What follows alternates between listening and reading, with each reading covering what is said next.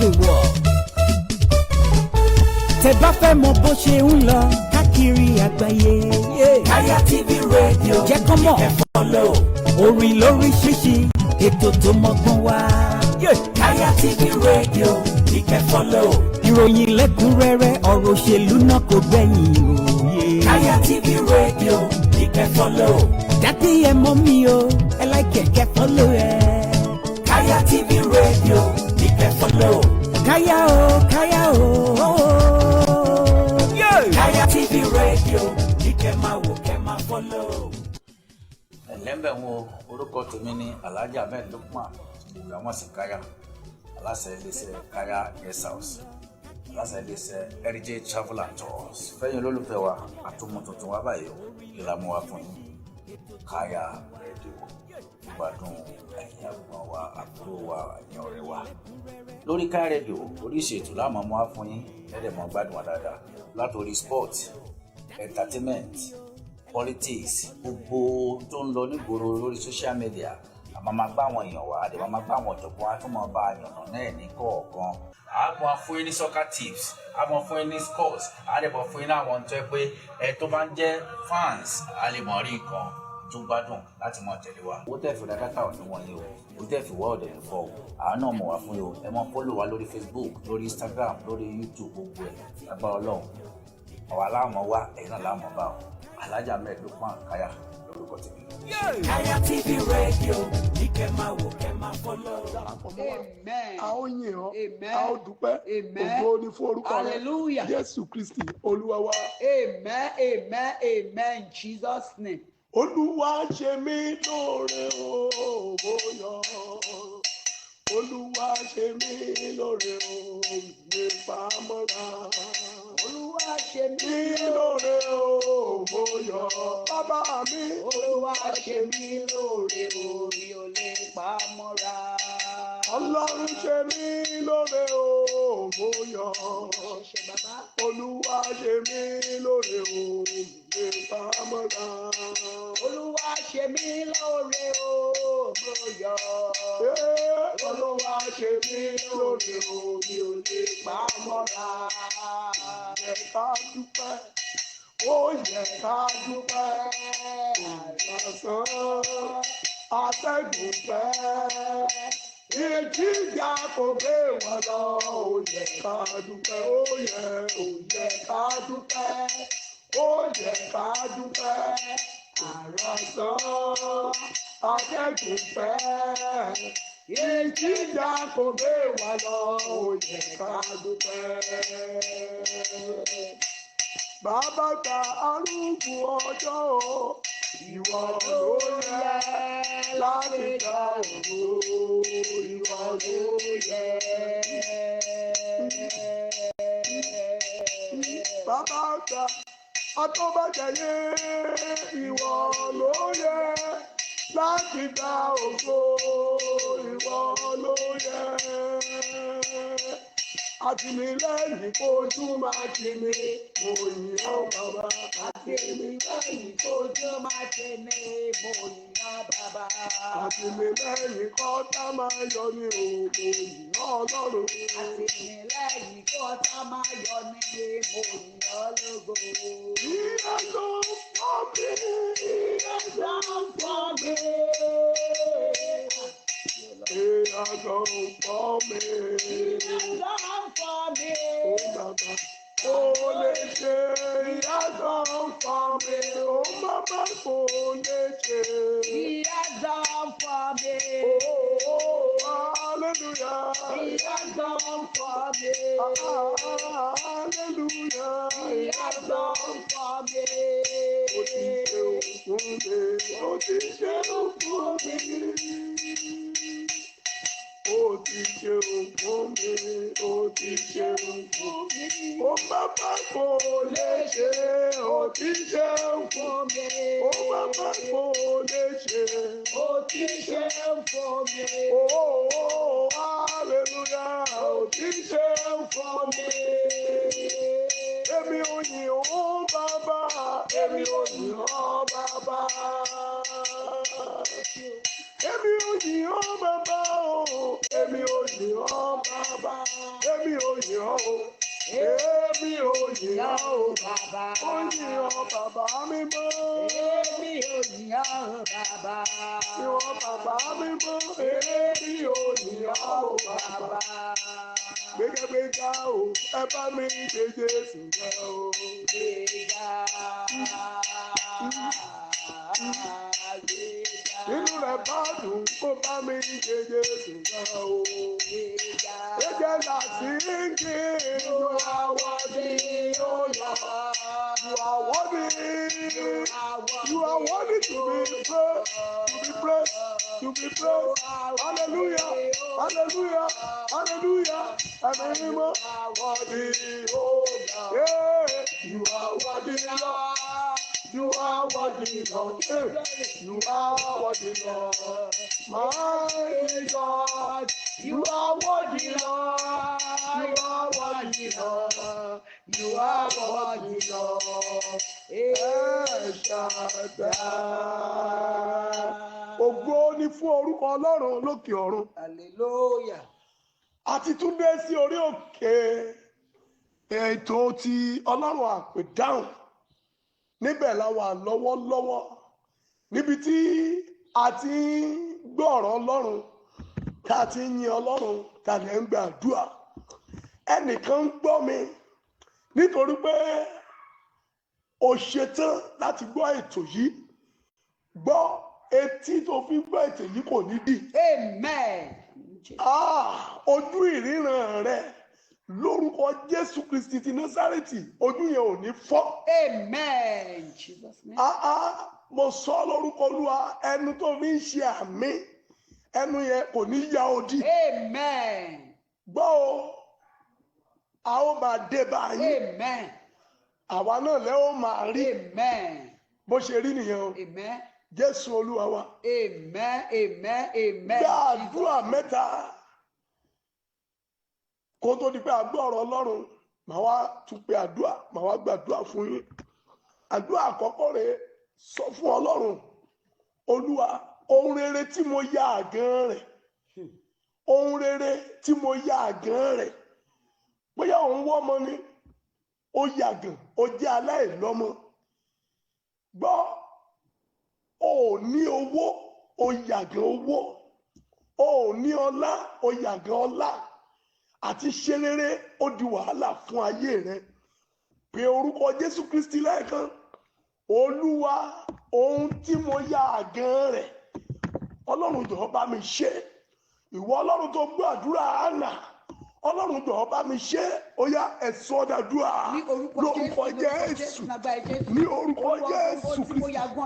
Gbogbo ohun tí mo ya àgàn rẹ̀, ẹ̀mí máa ń ṣe fún mi, ṣe fún mi, ṣe fún mi, ṣe fún mi, ṣe fún mi. Àgàn àlèdá nǹkan rere ṣe. Olúwa bá mi ṣe, Olúwa bá mi ṣe, Olúwa bá mi ṣe, Olúwa bá mi ṣe.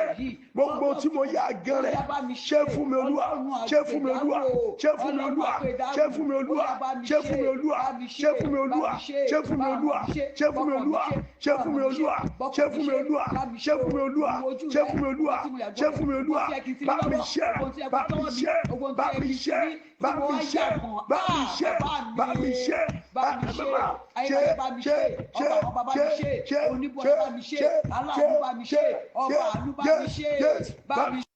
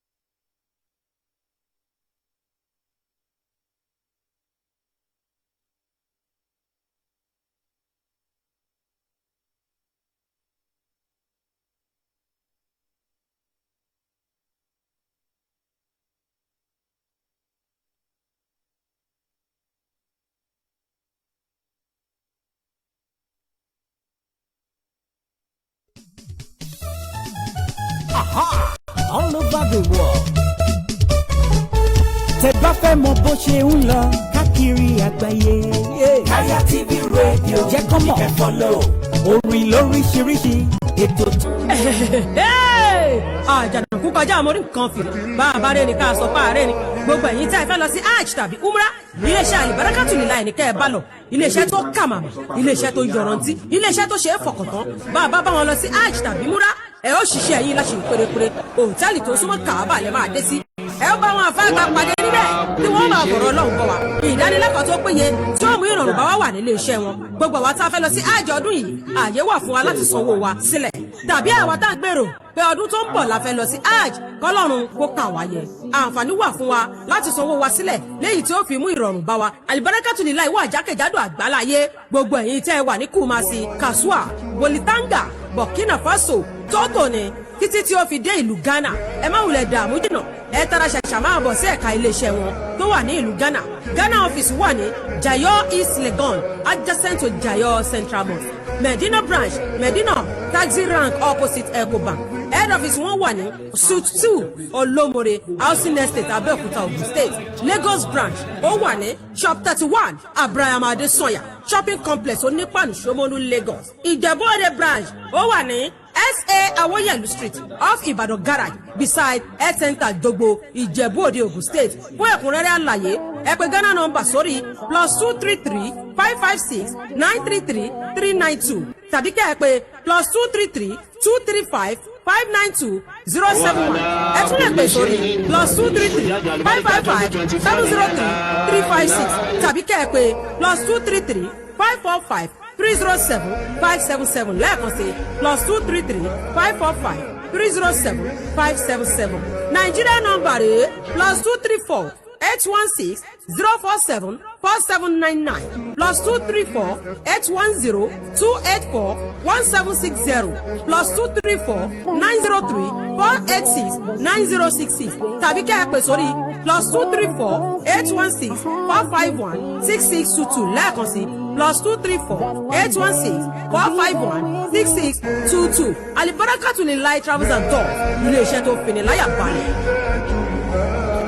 Gbogbo ẹni tó fẹ́ lọ sí Mẹ́kà ẹni tó fẹ́ lọ sí Mẹ́kà gbogbo ẹni tó fẹ́ lọ umura ẹni tó fẹ́ lọ umura Al-Barakatu Lillahi neba Al-Barakatu Lillahi neba alo.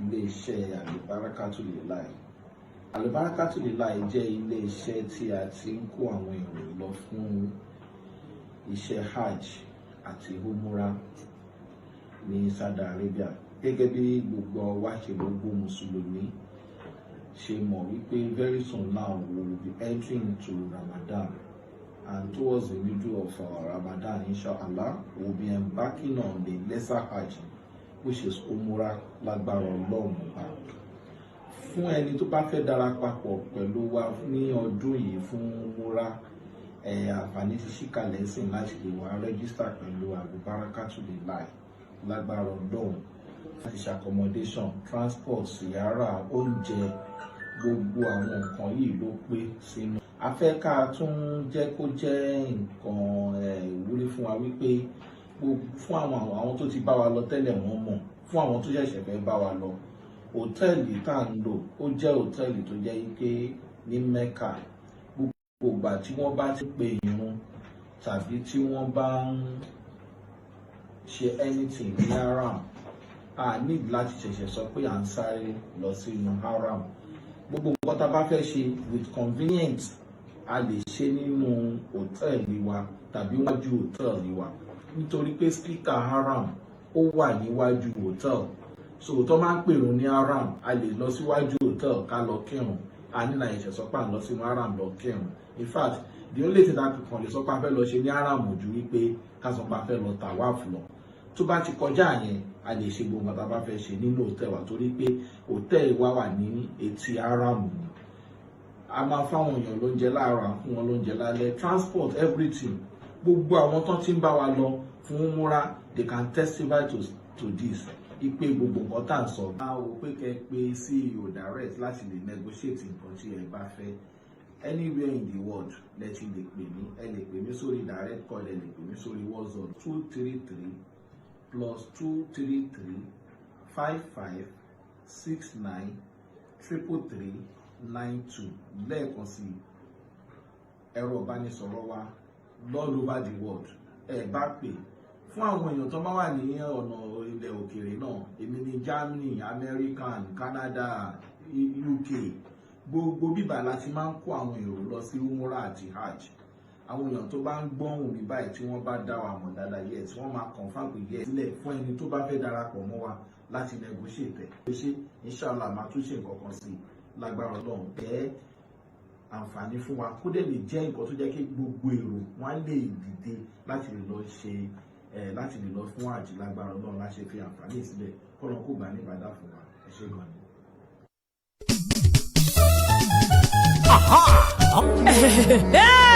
Ǹjẹ́ ẹ ti gbọ́ nípa ilé iṣẹ́ kan tó fi ni lọ́kàn balẹ̀? Ǹjẹ́ ẹ ti gbọ́ nípa ilé iṣẹ́ kan tó ǹjẹ́ ẹ ti gbọ́ nípa ṣé ti gbọ́ nípa ìpín ṣé ti gbọ́ ẹ bá máa sọ pé ó gbọ́ ṣé ti gbọ́ ìpín United Ventures ṣé ti gbọ́ ẹ bá máa sọ pé ó gbọ́ ṣé ti gbọ́ ẹja ló lè ròyìn omi ó dá mi lójú ọ̀pá ló lè ròyìn ìlú kò níra nínú ìpín United Ventures àti gbọ́. ìpín United Ventures iléeṣẹ́ kan gbòógì tí wọ́n ń ta mọ́tò ọlọ́yẹ ti ìgbàlódé. onírúurú mọ́tò tẹ́ ẹ bá fẹ́ ló ń bẹ nínú iṣẹ́ tiwọn. bíi Toyota Camry, Toyota Corolla, Honda, Venza, Sienna, Mercedes-Benz àti bẹ́ẹ̀ bẹ́ẹ̀ lọ. fún ẹ̀yin tẹ́ ẹ bá fẹ́ ra mọ́tò tàbí tẹ́ ẹ fẹ́ yá mọ́tò. iléeṣẹ́ ìpín United Ventures wọ́n ò bá yín gbé dé ibikíbi tẹ́ ẹ bá wà. tàbí ẹ̀yin tẹ́ ẹ fẹ́ tara ṣàṣà débi tẹ́ ń lọ. àǹfààní tún wà fún wa láti gbé Uber nílé iṣẹ́ wọn pẹ̀lú owó tí ò gani lára. a tún lè yá yín ní mọ́tò ọlọ́yẹ gidi lówó tí ò ní mú ìpanilára wá. bákan náà iléeṣẹ́ Win United Ventures tún ta gold lónìí rọ̀rùn. etí ń kàrà kó dáńtọ́ yẹtí obìnrin ẹ̀gbọ́n tẹsẹ̀ àti ti ọwọ́. aago ọwọ́ gidi fún obìnrin àti ọkùnrin lọ́mọdé àti lágbàlagbà. fún ẹ̀yin tí ẹ bá fẹ́ bá wa dòwò pọ̀ ní ìlú Nàìjíríà àdírẹ́sì wọn ni Beyond Mind Auto Car opposite Excellent Hotel Ọgbà Àgùdà Lagos. àbí ẹ̀yin tí ẹ wà ní Ghana Accra Lomé àti bẹ́ẹ̀ bẹ́ẹ̀ lọ. ẹ kàn sí iléeṣẹ́ wọn tó wà ní Kaya TV Radio tí wọ́n wà ní Alajo Kanashi Turoturo Station Accra Ghana. tàbí kí ẹ pè wá sórí ẹ̀rọ ìbánisọ̀rọ̀. ẹ tún lè fi àtẹ̀jíṣẹ́ yín ránṣẹ́ sórí +2335 9528 2533 +2335 9528 2533 tàbí +2335 9602 1513 +2335 9602 1513. ẹ tún lè pè sórí +2335 0193 2736 +2335 0193 2736 tàbí kẹ́ ẹ kàn sórí wẹ́bsáìtì wa www.queenunitedventures.org email queenunitedventures@gmail.com. The Queen United Ventures ilé iṣẹ́ tó yanrantí.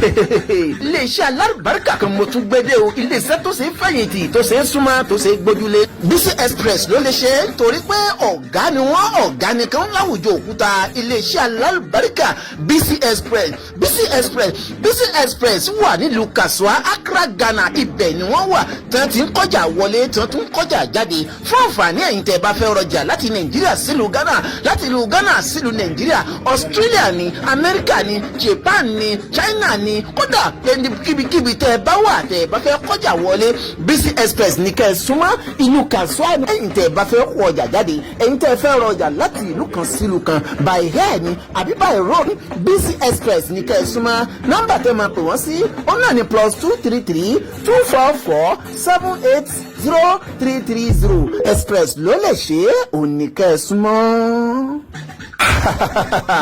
àjànàkú kọjá mórí nǹkan fìrí tá a bá rẹ́rìn ká sọ pa àrẹ́rìn iléeṣẹ́ tó yanrantí tó lálùbáríkà tó ṣe é súnmọ́ iléeṣẹ́ tó ṣe é bá dòwò pọ̀ Bisi Express Bisi Express ní ká ẹ súnmọ́ láti ìlú Kasua Accra Ghana ibẹ̀ ni wọ́n wà Bisi Express ń bá ní kọjá wọlé Bisi Express ń bá ní kọjá jáde Nàìjíríà sí Ghana ni Australia ni China ni ìlúkèlú tẹ́ ẹ bá wà tẹ́ ẹ bá fẹ́ ra ọjà wọlé bóyá by air ni àbí by road àbí lójú omi lẹ́fẹ́ kan ti bá ẹ ń kọjá wọlé Bisi Express ní ilé iṣẹ́ tó yanrantí Bisi Express ní ilé iṣẹ́ tó ṣe é fọkàntọ̀ Bisi Express ní ilé iṣẹ́ tó ṣe é kówó rán àwọn náà ni nítorí pé ìta gbangba la ti bá gbà ẹni tó bá tó kàn náà là máa ń gbé nǹkan rán ẹni tó bá tó lọ́jà náà là máa ń rán lọ́jà Bisi Express àtàjèrè náà ni fún gbogbo ẹni tó bá súnmọ́ wọn tó bá bá wọn dòwò pọ̀ Yíyanu road bus stop blue top Kasua ibẹ̀ ni wọ́n wà. Nọ́mbà tẹ́ máa pè BC Express sí òun náà ni +233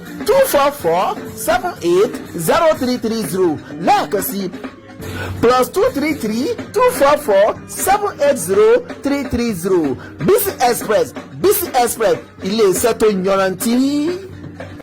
Bára àfẹ́ máa rú ọjà tó jẹ́ bó jẹ́ ẹ́ńjìnì, bó jẹ́ mọ́tò ni, bó jẹ́ léèsì ni, bó jẹ́ chain, gbogbo nǹkan tó ń tà ní Nàìjíríà tẹ́ bá ti dùn wá lọ́wọ́ kan làwọn abúlé yín rà á dẹ̀ máa ń gbé á dẹ̀ gbé wá sẹ́nu ọ̀nà lẹ́yìn níbikíbi tẹ́ bá wà torí a ní ọ́fíìsì ní Tamale, a ní ọ́fíìsì ní Kumasi, a ní Cape, a dẹ̀ ní Takoradi, bẹ́ẹ̀ náà la ní Accra. Kódà nínú Accra lè nípa fẹsẹ̀ ní the expressway, àtúní ní Kasua, a ní ní Tẹ́sí, a dẹ̀ ní Nadenta, àtúní ní Adura kátó ẹgbẹ́ ìbẹ̀ ní head office wa wà. Lẹ́yìn yẹn náà gbogbo nǹkan kí nǹkan tó ẹgbẹ́ nǹkan àlàálẹ̀ nǹkan tó ẹgbẹ́ nǹkan tí Ọlọ́run fọwọ́ sí ní àwọn iṣẹ́ tà. Ǹjẹ́ ẹ ti gbọ́ nípa ilé iṣẹ́ kan tó fi ní lọ́kàn balẹ̀? Ilé iṣẹ́ Spring kú sípò àgàn. Ìyẹn ni wípé tètè bá Ọlọ́run sọ. Anna náà bá Ọlọ́run sọ̀rọ̀. Ó ní Olúwa bí o bá lè ṣe nítorí pé ó kọ̀ kò fẹ́ kú sí ipò àgàn, ipò àìlọ́mọ. Olúwa má jẹ́ kí èmi náà kú sínú ipò àgàn tí mo wà yìí. Ohun tí ó yẹ kó o ní tó yẹ kó o ṣe tó o ṣe yẹn àgàn ni o. Olúwa jọ̀ọ́ tètè bá mi ṣe ó yẹ sọ́dọ̀dọ̀ lórúkọ Jésù. Lórúkọ Jésù. Lórúkọ Jésù. Gbogbo tó ti bá mi ṣe ogun tí mo yàgbọ́n rẹ̀ Olúwa lè ṣe bá mi ṣe ó má ṣe tìmí o bàbá o bàbá mi bá mi ṣe ayẹyẹ bá mi ṣe ogun tí mo yàgbọ́n rẹ̀ má jẹ́ kó tún sì mí fún ọba mi ṣe mo ti sá díẹ̀ mo ti sá wá bẹ́ẹ̀ mo ti sá tẹ̀ wá bá mi ṣe ogun tí mo yàgbọ́n rẹ̀ Olúwa bá mi ṣe ọba bàbá mi ṣe lórúkọ Jésù Kristi bá mi ṣe lórúkọ Jésù Kristi bá mi ṣe lórúkọ Jésù Kristi bá mi ṣe lórúkọ Jésù Kristi bá mi ṣe lórúkọ tí mo jà fún rẹ̀ Olúwa bá mi ṣe bá mi ṣe bá mi ṣe bá mi ṣe sọ pé amen. Wà á sọ fún Ọlọ́run ní ìgbà kẹta ohun tó máa mú inú mi dùn tó máa mú ayọ̀ mi kún Ọlọ́run ṣe fún mi ó yá sọ́dàdúrà lórúkọ Jésù lórúkọ Jésù ẹ̀mí mímọ́ Olúwa gbọ́n tó máa mú ayọ̀ mi kún tó máa mú ayọ̀ mi kún Olúwa ṣe fún mi.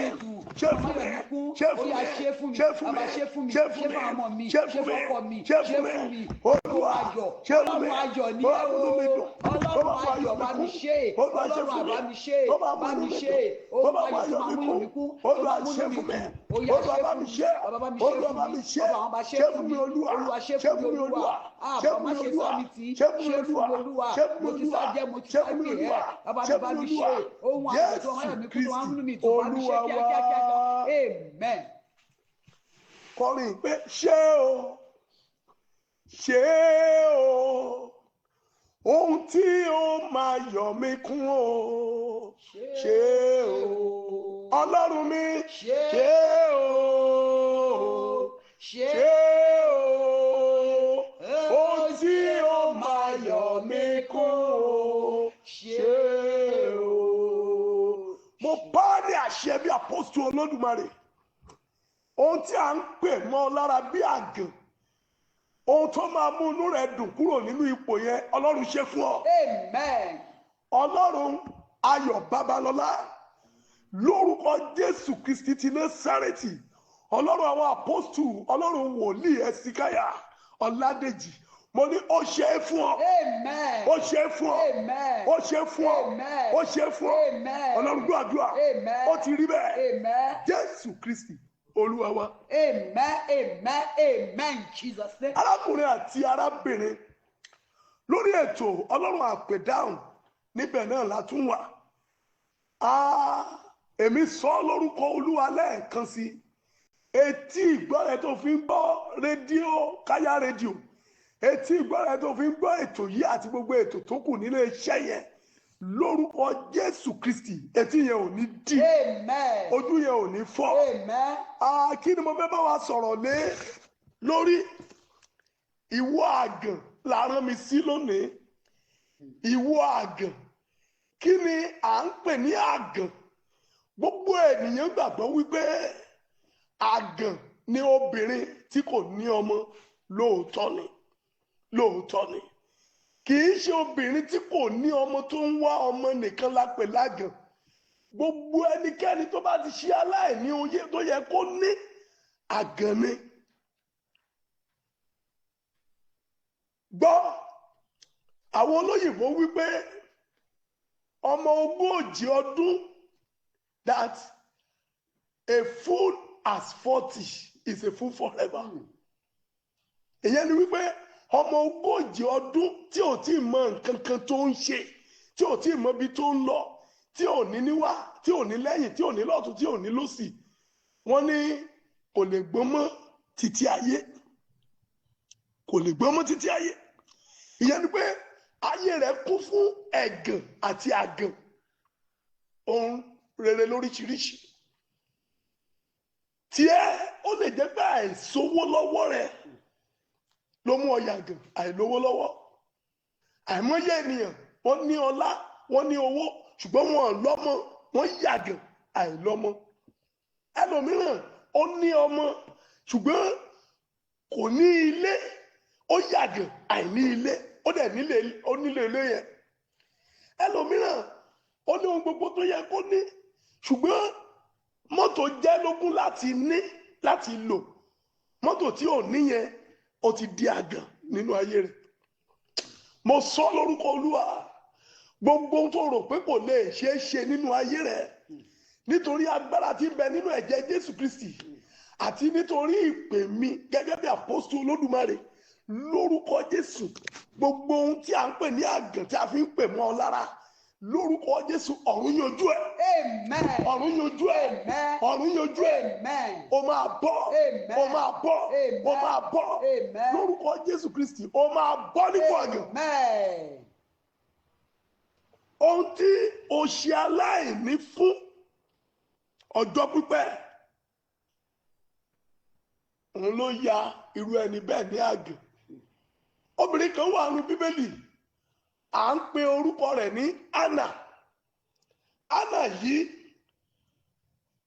ọkọ rẹ̀ ó tún níyàwó mìíràn ó wá ya àgàn nílé ọkọ nílé aláya méjì tí à ń pè ní polygamous family. a máa ń ní lára a máa ń bu nítorí pé kò lọ́mọ.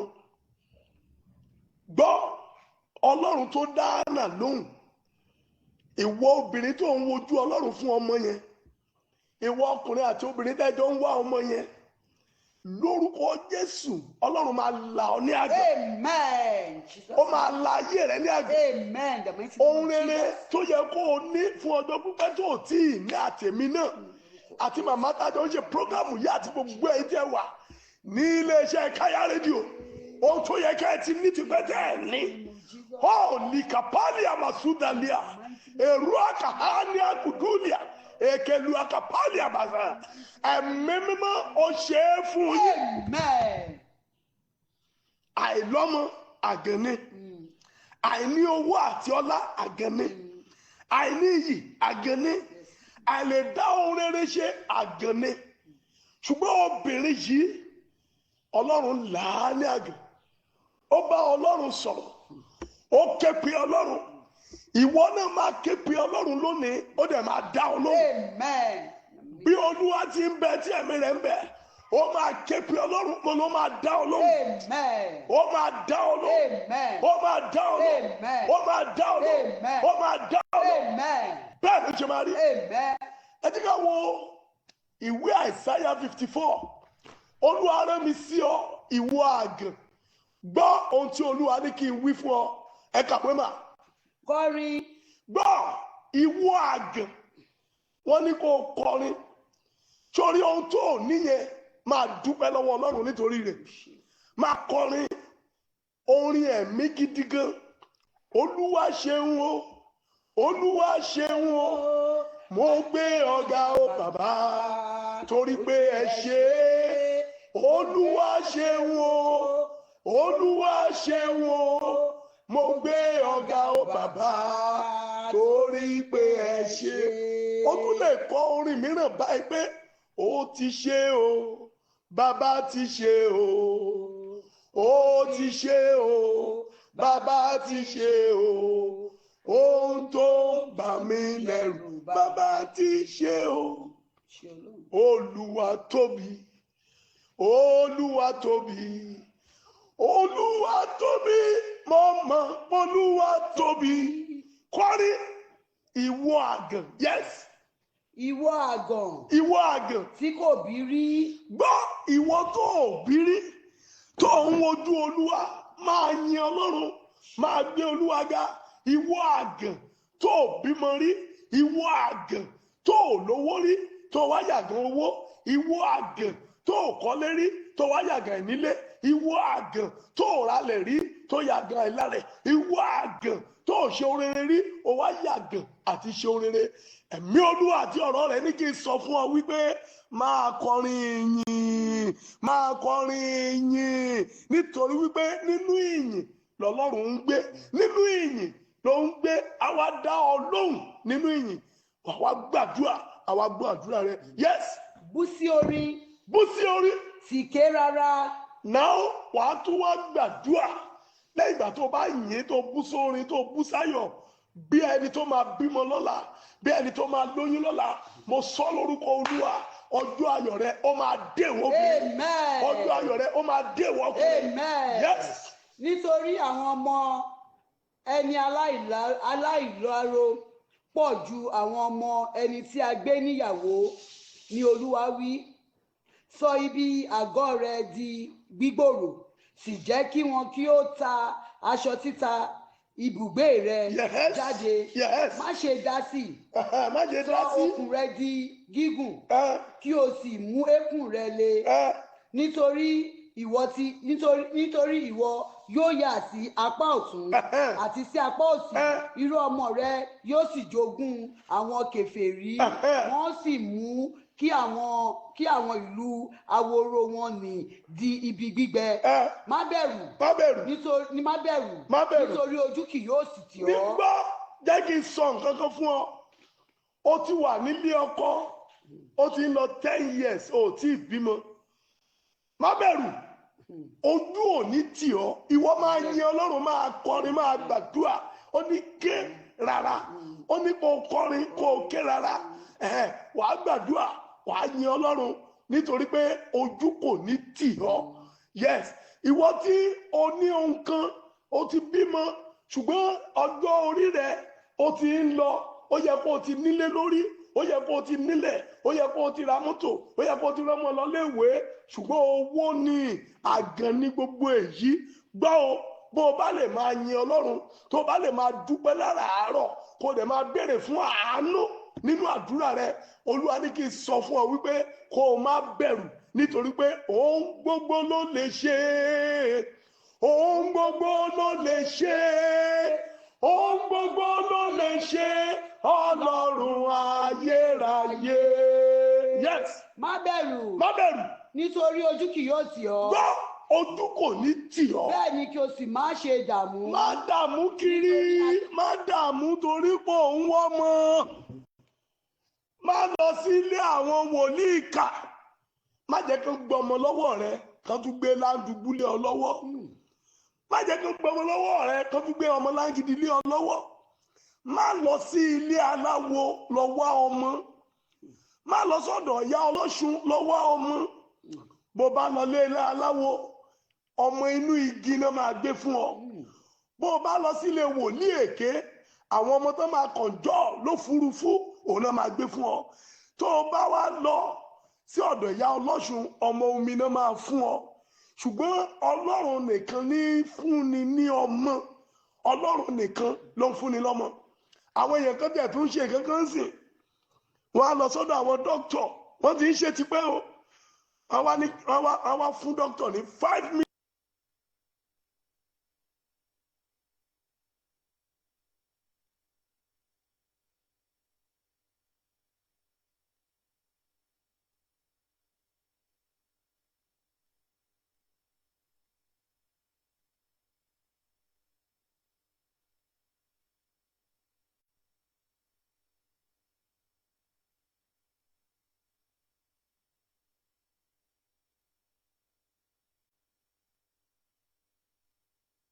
ọlọ́run nìkan ní fúnni ní ọmọ ọlọ́run nìkan ló ń fúnni lọ́mọ àwọn èèyàn kan tẹ̀ tún ṣe kankan sìn wọ́n á lọ sọ́dọ̀ àwọn dókítọ̀ wọ́n ti ń ṣe tipẹ́ o wọ́n wá fún dókítọ̀ ní 5 million dókítọ̀ náà wá béèrè wípé ọmọ mélòó náà nílò á ní ọmọ 3 lòun nílò wọ́n á dẹ̀ bá wọn ṣe lóòótọ́ wọ́n á ṣe nípasẹ̀ nǹkan ọkùnrin á wá ṣe sọ́nà 3 wọ́n á ṣe sọ́nà 4 nígbà tó bá wá tó stéèjì kan ẹnìyẹn náà wá bímọ abí 4 abí 3 á wá ní ọlọ́run ló fún wọn o iṣẹ́ ọlọ́run ni ṣùgbọ́n láti ọwọ́ ènìyàn láti dá iṣẹ́ ọlọ́run ni o ṣùgbọ́n láti ọwọ́ ènìyàn láti ṣe ẹ jọ̀ọ́ ẹ jẹ́ ká jọ wà nínú ẹ̀mí dáadáa irú àwọn ọmọ wọ̀nyí tí wọ́n ń gbé sínú incubator tí à ń sọ yìí tó ń fowó ṣe ẹ jọ̀ọ́ kí lẹ rò pé ọjọ́ ọ̀la wọn máa rí irú ọmọ wo lẹ rò pé wọ́n máa yà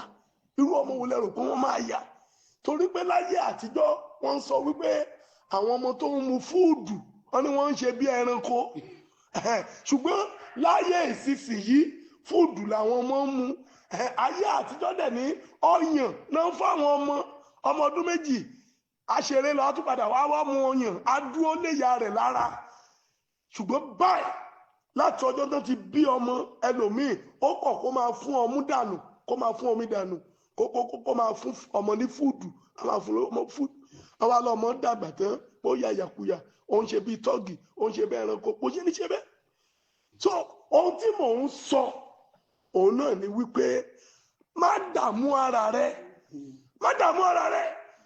máa bá ọlọ́run sọ pé nígbà tí ìyá mi ò ti dààmú láti bí mi láti lóyún mi èmi náà ò ní dààmú lórí ọmọ tí mo fẹ́ bí mo lọ sí Alesh Hotel ní ọdún kan ó ti pẹ́ àti bẹ́ẹ̀ tó bí 17 years nígbà tí mo dé Alesh Hotel mo wá wà ní reception mo fẹ́ rí ọ̀gá tó ní hòtẹ́ẹ̀lì yẹn nígbà tí mo wá débẹ̀ ọmọ Ìbàdàn ní Alesh nígbà tí mo wá dé Alesh Hotel ní Ìkẹjà ní Ọbáfẹ́mi Awólọ́wọ̀ way mo wá rí páwọn èèyàn ń wá wọ́n ń wọlé wọ́n sọ pé wọ́n fẹ́ rí prophet yẹn wá láti Port Harcourt so mo wá béèrè lọ́wọ́ security mo ní kí ló ṣe prophet ti tún ṣe ṣọ́ọ̀ṣì nínú hòtẹ́ẹ̀lì ni wọ́n ní rárá wọ́n ní Port Harcourt ló ti wá ṣùgbọ́n tó bá ti wá hòtẹ́ẹ̀lì ibi ló máa ń lodge àwọn èèyàn ń wá láti London àwọn èèyàn ń wá láti America àwọn èèyàn ń wá láti Port Harcourt àwọn èèyàn ń wá níbi gbogbo lórílẹ̀‐èdè àgbáyé òótọ́ wọn á rí màá yẹn fún rèé o ó ń ta omi bottle water ẹyọ kan ní 1 million nígbà tí mo sọ yẹn ẹ̀yin náà wo 1 million o lájẹ́ ìgbà yẹn o máa yẹn wá sọ fún un pé ṣé ìbejì ló fẹ́ ni tó bá ti jẹ́ pé ìbejì ló fẹ́ 2 million ló máa san so a wá sọ fún ẹ wípé a wá kó méjì fún ẹ wà wá máa mú méjèèjì ẹ títí tó máa fi mú tán a wá sọ fún ẹ wípé nínú 2 million san 1.5 million ṣùgbọ́n tó o bá ti lè lóyún tó dẹ̀ gbé ní London àbí tó gbé l'Amẹ́ríkà Nàìjíríà lọ́spítà rẹ̀ ní Port Harcourt ló máa lọ bímọ yẹn sí ìgbà yẹn lọ wá san balance àti owó delivery àti gbogbo ẹ̀ àtìgbà yẹn ló ti yé mi wípé àwọn èèyàn ń dààmú wọn ń wá ọmọ omi ni o ṣùgbọ́n omi àlùjọ̀nú ni mo kà sí omi àlùjọ̀nú ni ta ló mọ ibi tó ti rómi tó ń gbé káàkiri omi 1 million 1 bottle tó má dààmú wá ọmọ mọ́ obìnrin yìí ọkùnrin yìí wọ́n ni mò ń bá sọ̀rọ̀ má dààmú láti sọ pé o fẹ́ dolówó má dààmú láti sọ wípé o fẹ́ ga má dààmú láti sọ wípé o ń wá agbára gbọ́ Ọlọ́run nìkan ló lè ṣe gbogbo nǹkan wọ̀nyí ní ẹ̀rọ á fún ọlọ́mọ tó yàn ọmọ tó yanjú ọmọ tí ò ní dààmú rẹ á fún ọ lówó owó tó yàn owó tó yanjú owó tí ò ní dààmú rẹ á sọ ọ́ di ọlọ́lá tí ò ní dààmú rẹ á fún ọ níyì á fún ọ ní gbéga Ọlọ́run nìkan Bíbélì wípé láti ọ̀dọ̀ Ọlọ́run ló ti wá ìdí tí Bíbélì yẹ sọ ni wípé Ọlọ́run má gbàgbé rẹ o nítorí pé òun ló fún ọ ní agbára tó máa fi ní ọrọ̀ olóde fún ọ lágbára tó fi ní ọrọ̀ yes. bẹ́ẹ̀ ni kí o má ṣe dààmú. má dààmú. nítorí a kì yóò dojú tì ọ́. wo bí kò sí ni kò sẹ́ni tó ní Ọlọ́run kò sẹ́ni tó gba Ọlọ́run gbọ́ kò sẹ́ni tó ń sin Ọlọ́run torí ìdójútì àìsìn Ọlọ́run dáadáa lójúṣe ń ti ẹni tó bá ń sìn. Ṣùgbọ́n tó bá sin Ọlọ́run pẹ̀lú inú kan, pẹ̀lú gbogbo agbára rẹ àti ohun tó o ní tó fi ń sìn, wọ́n jẹ́ kí n sọ fún ọ, wẹ́rẹ́ ló máa rí pé oyún dénú rẹ, wẹ́rẹ́ ló máa rí pé olówó, wẹ́rẹ́ ló máa ní agbára, wẹ́rẹ́ ló máa ní ìgbéga. Ẹnìkan máa ṣàmì agbára tó fi sin Ọlọ́run tí ayé rẹ máa fi nítumọ̀, agbára yẹn Ọlọ́run gbé wọ. Amen. Yes. Nítorí ìwọ ó gbàgbé ìtìjú ìgbèwé rẹ. Ibi tá a máa parí ẹ̀ sí nìyẹn torí àkókò wa kù díẹ̀. So nítorí ìwọ yóò gbàgbé ìtìjú ìgbèwé rẹ. Nígbà tí Ọlọ́run bá wá, ìwọ kì yóò sì rántí ẹ̀gàn ìgbà àkókò rẹ mọ́. ìwọ ò wá ní rántí ẹ̀gàn yẹn mọ́. Ìyẹn ni pé nígbà tí Ọlọ́run bá wá ṣe é fún ọ, tó sọ pé ohun tó ń bà ọ́ lẹ́rù Ọlọ́run ti ṣe, bàbá ti ṣe, wàá rí pé lẹ́sẹ̀kẹsẹ̀ wàá gbàgbé ìtìjú, lẹ́sẹ̀kẹsẹ̀ wàá gbàgbé ìgbà ẹ̀gàn opó, wàá gbàgbé ìgbà ẹ̀gàn àìrọ́mọ, wàá gbàgbé ìgbà ẹ̀gàn àìlówó, wàá gbàgbé ìgbà ẹ̀gàn àìnígbéga, wàá gbàgbé ìgbà ẹ̀gàn àìlọ́rọ̀, wàá gbàgbé ìgbà ẹ̀gàn àìní ọlá. So arákùnrin àti arábìnrin, súnmọ́ Ọlọ́run, ọ̀rẹ́ kó lè súnmọ́ ó fẹ́ràn rẹ o, ẹ̀ṣẹ̀ ló mú yapa wá. Dágbére fẹ́ṣẹ̀ kó lè mọ̀ bó ṣe fẹ́ ọ. Bọ́lọ́run làjà kó lè rojú rere rẹ̀. Má gbàgbé, má dààmú ara rẹ mọ́, má lọlé aláwo, àwọn aláwo ìkà, àwọn àfáà ìkà, àwọn wòlíì ìkà, àwọn pásítọ̀ ìkà. Má dààmú ara rẹ mọ́, àwọn ìyá ọlọ́ṣun ìkà, àwọn olórìṣà ìkà, àwọn ẹlẹ́bọ ìkà, ìkà ni wọ́n sọ ọ́ di ìjẹ. Má gbàgbé o, má dààmú ara rẹ mọ́, súnmọ́ Ọlọ́run, òun nìkan ló lè bọ́ ọ ṣe. Máa yìn kó sì máa ké pé wàá rí i pé ọ̀run á ṣí inú rẹ, ọ̀nà tó dí yẹn ọ̀run máa ṣí, bó dẹ̀ ṣe máa rí nìyẹn. Mo gbàdúrà fún ọ, gbogbo ọkàn tó gbọ́ ọ̀rọ̀ yìí, lórúkọ Jésù, ní ipò ẹ̀gàn tó wà àtẹ̀mí, ọ̀run mú wa kúrò. Gbogbo ẹ̀yin òṣìṣẹ́ iléeṣẹ́ Káyà rédíò, mo gbàdúrà fún yín, ipò ẹ̀gàn tí ayé yín wà, ọ̀run mú yín kúrò. Bí a bá rí obìnrin kan èyí tí ò tí ì bímọ tó ń wojú Ọlọ́run, èmi sọ lórúkọ Olúwa nípa agbára tí ń bẹ nínú ẹ̀jẹ̀ Jésù Kristi, ọ̀run máa ṣí inú rẹ̀. Bó o ṣe gbàgbọ́ nínú ọ̀rọ̀ yìí dá ọ láre. Ìwọ tó ń wówó, tó ń wá agbára, tó ń wá ọlá, tó ń fẹ́ kí ọ̀nà rẹ là, ọ̀nà rẹ máa là. Ọkàn rẹ ti balẹ̀, o ti rí ìyanu, o ti rí bẹ́ẹ̀. Mo wá gbàdúrà fún iléeṣẹ́ Káyà rédíò, iléeṣẹ́ yẹn ò ní jóná. Mo gbàdúrà fún màmá Káyà, lórúkọ Jésù, àbọ̀ Ọlọ́run kó dájú lórí yín. Gbogbo ọmọ tí bàbá Káyà fi sílẹ̀, àbọ̀ Ọlọ́run kó dájú lórí wọn. Mo gbàdúrà fún ọ̀gá Alhaji Taofik àti sista Bisi, lórúkọ Jésù Kristi, ohùn yín ó máa tókè, ọ̀run dẹ̀ máa gbé yín ga. Wọ́n gbàdúrà fún màmá àti èmi tá a jọ ń ṣe program, àbọ̀ Ọlọ́run kó dájú lórí wa. Lọ́jọ́ mẹ́jọ ìní Ọlọ́run tó máa kà wá yẹ. Ìlú Ghana ò ní dàrú, orílẹ̀-èdè Ghana ò ní dàrú, ìlú Accra ò ní dàrú, orílẹ̀-èdè Nàìjíríà ò ní dàrú, Ogun State ò ní dàrú. Ó ti rí bẹ́ẹ̀, a ó yin Ọlọ́run, a ó jọ máa dúpẹ́, ẹ̀yin la ó máa bá o, àwa la ó máa rí. Jésù Kristi Olúwa wa. Amen. Láti ní ìjọ New Glorious Morning Apostolic Church, níbẹ̀ náà ni ọ̀rọ̀ Ọlọ́run ti jáde sí ọ. Àwọn ètò tí a ní, à ń ṣe Wednesday lọ báyìí, èyí tí àkòrí rẹ̀ jẹ́ kí ìjọba rẹ̀ dé. Ní ọjọ́ Friday yìí tàbí bọ́ sí lọ́túnla yìí, àwọn obìnrin ní ìṣọ́òru abiyamọ, àdúrà fún àwọn abiyamọ. Mo sọ lórúkọ Olúwa, níbikíbi tó ti ń gbọ́, tó bá lórí ọ̀fẹ́ tó bá lè wá, Ọlọ́run máa kà ó yẹ. A wà ní ìlú Ọ̀tà ní Ìyá Ìjẹ̀bú bus stop lọ́nà Ìtẹ̀lẹ̀, láfẹ̀wá láfàkòrò ọ̀tún nílùú Ọ̀tà. Ibẹ̀ ni a wà ní Olúwafẹ́mi street. Olúwa wà pẹ̀lú yín o, ọkàn yín á balẹ̀. Ẹ ṣé, a ó tún pàdé o. Shalom.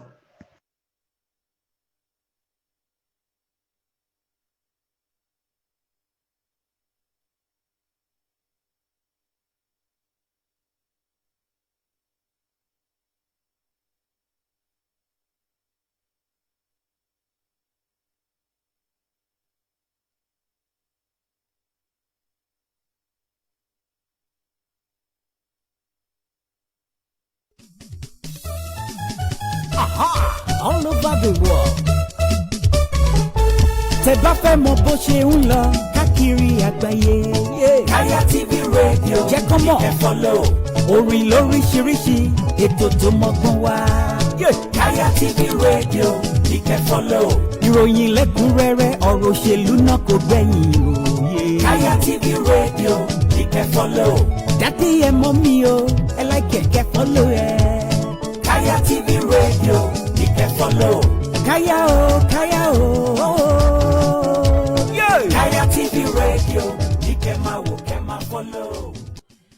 Ẹ̀lẹ́mbẹ̀ wo orúkọ tèmi ní Alhaji Ahmed Lukman Oluyemi Kaya aláṣẹ iléeṣẹ́ Kaya guest house aláṣẹ iléeṣẹ́ heritage travel and tours. Fẹ́yìn olólùfẹ́ wa àtúmọ̀ tuntun wa báyìí ìlànà wa fún yín Kaya radio gbádùn ẹ̀yin àgbọ̀n wa àbúrò wa ẹ̀yin ọ̀rẹ́ wa lórí Kaya radio oríṣi ètò láàmú wa fún yín ẹ̀ẹ́dẹ̀mọ̀ gbádùn wa dáadáa látòrí sport entertainment politics gbogbo tó ń lọ nígboro lórí social media àmọ́ máa gbá àwọn èèyàn wá àdèmọ́ máa gbá àwọn ọ̀jọ̀gbọ́n á tún máa bá àyànnà náà ní kọ̀ọ̀kan.